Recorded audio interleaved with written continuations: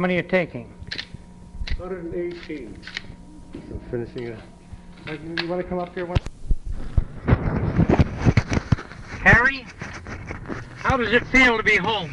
Oh, it's a great guy. Isn't it wonderful? Love it, Doctor.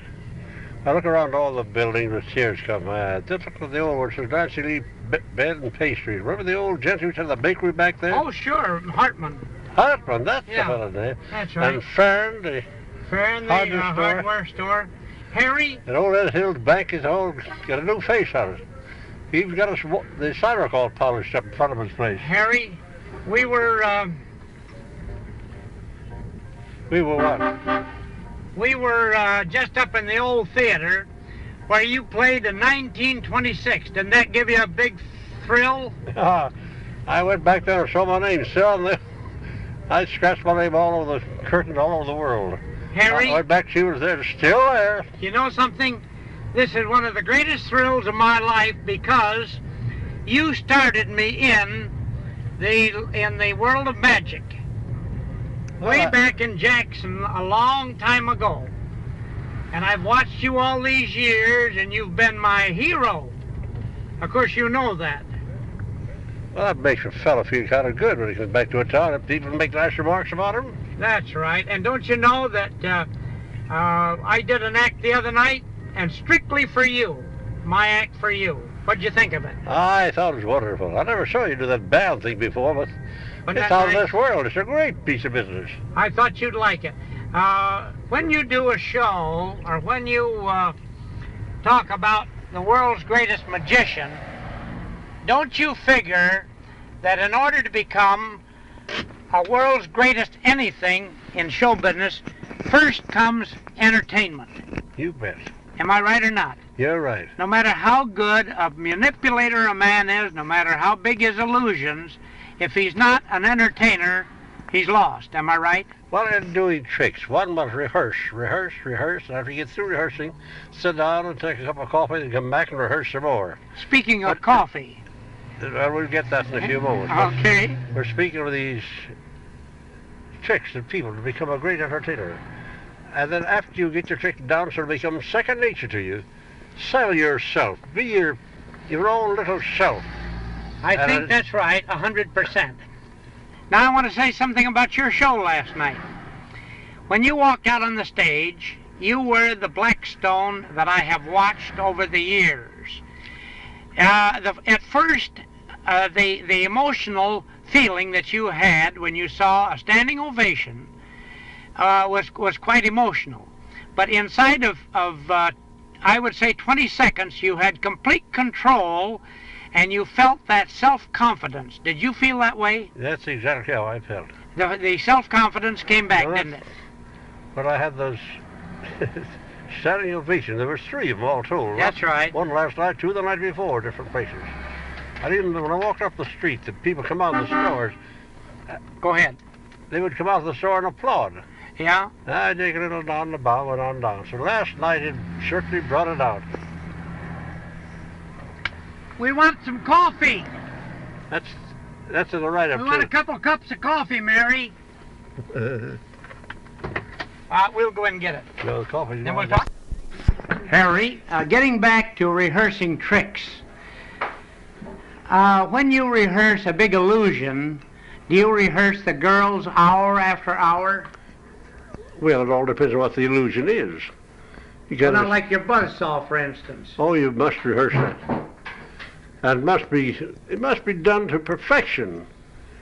And also, you got to put a lot of showmanship in it. That's the main thing. That's what I wanted to hear you say. Now, you take out on the coast a short time ago, I wanted to give a lecture on showmanship. And they said, will you tell us something about showmanship? You never a lot of their show. Well, I said, we'll take, for instance, tell a little story. It's a story that dates back, thousands of years ago, to about the time of the dawn of history. There was a man by the name of Ulysses, who sailed the many seas. One day he passed some beautiful islands, were dealt the most gorgeous women in all the world, and he fell deeply in love with one. So he wanted her, but she would have nothing to do with him, and he left there. And he vowed that he would capture her. So he went to the greatest magician of the age, and they devised a thought and did capture this girl. Now that thought has come down through the ages, one magician to another.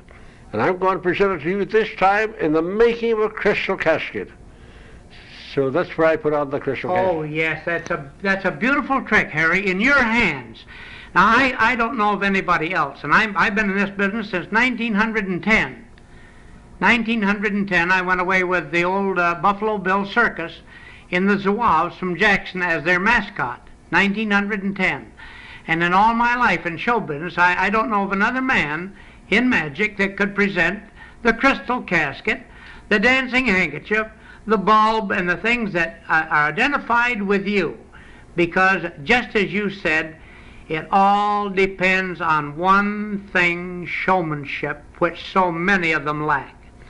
In my article that I wrote about you, I said you were a magician 24 hours a day.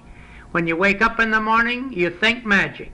When you go to bed at night, you think magic. You walk on the stage, you look like a magician. And when you and I walked down Broadway, arm in arm, and the people turned around and looked at you, I was the proudest guy in the world. Maybe I didn't show it to you, but boy, inside my heart was pumping because I was walking with the world's greatest magician. I was taking a walk with another fellow down Broadway, and a big busload of people came by, all still came from some other town many miles away.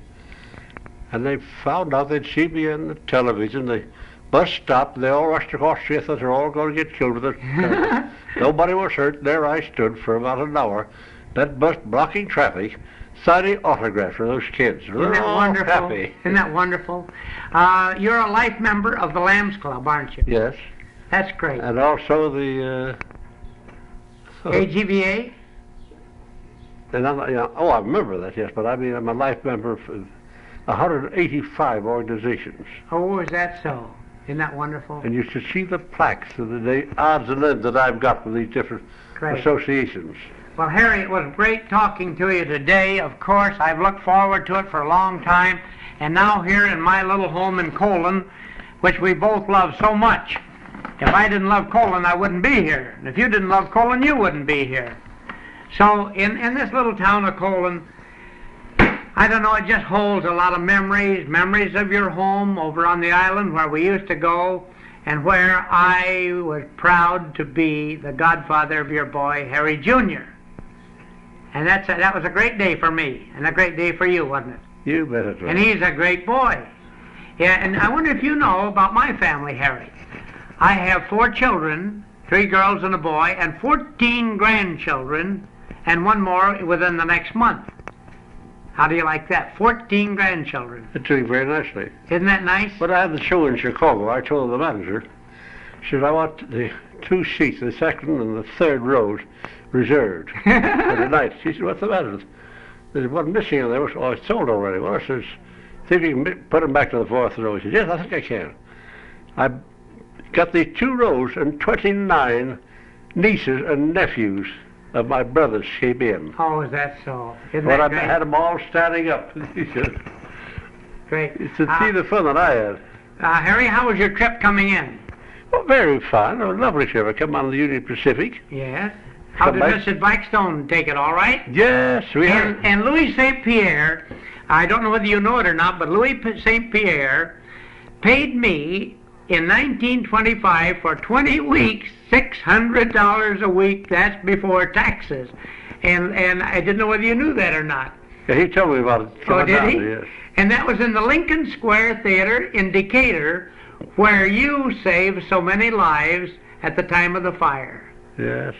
How do you like that? You remember when they had the fire at Lincoln Square? Yes, the fire chief said, gotta get these people the hell out of here. I said, wait a minute, don't go out on the stage with that thought in your mind. Let me handle them. Well, don't let me get hurt. I says, I won't hurt anybody. I said, how'd you do it? I walked on the stage. I said, folks, the orchestra, just a moment. I just happened to think I have this new trick and I can't put it on the stage. Oh, it's too big. Showmanship again. And I want everybody in the theater to see the trick, and I'm going to ask you all, starting from the gallery to go down the fire escape, stay out there in the alley, and watch the thing it's going to work above the theater. After they all got out, all down below. One old gal says, I can't even get out of a seat to get up there.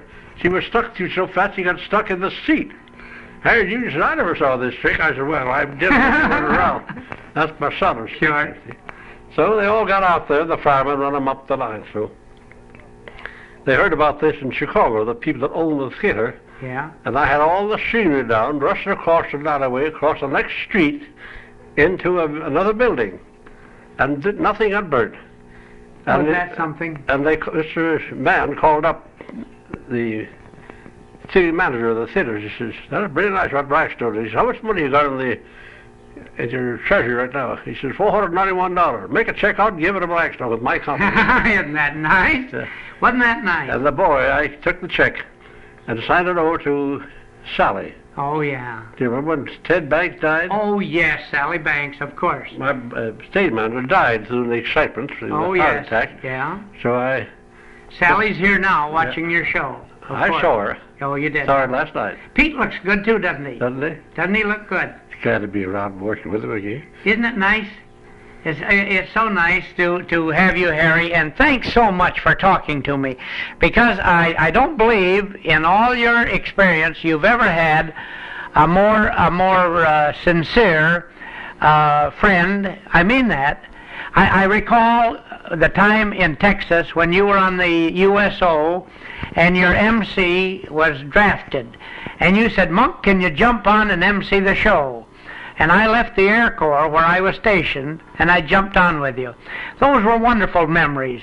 Jack Schaft on the show with you. That I remember, he was on a little show up in Michigan here someplace, and you said, "Oh, if he's any good, send him on." So I sent him on. You know, Jack died, of course. Jack died with a brain tumor, and he always for 7 days without stopping, day and night. That's right. That's right. Those were great days, weren't they? Yeah. Entertaining the soldiers, which you've done all through the country. Harry, now we're relaxing. We're going to have a cup of coffee that you mentioned a few minutes ago. And I just hope that when I come out to the coast, by the way, St. Pierre is going to try to fix me up with a show at the E-Bell. And will you introduce me? I will, yes. Would you? And then I'll go out and do the orchestra bit and dedicate it to you. How's that? Good idea. It's a fine idea. I like it. Okay, fine. We'll talk that over St. Pierre. Thanks so much, Harry. Bye-bye.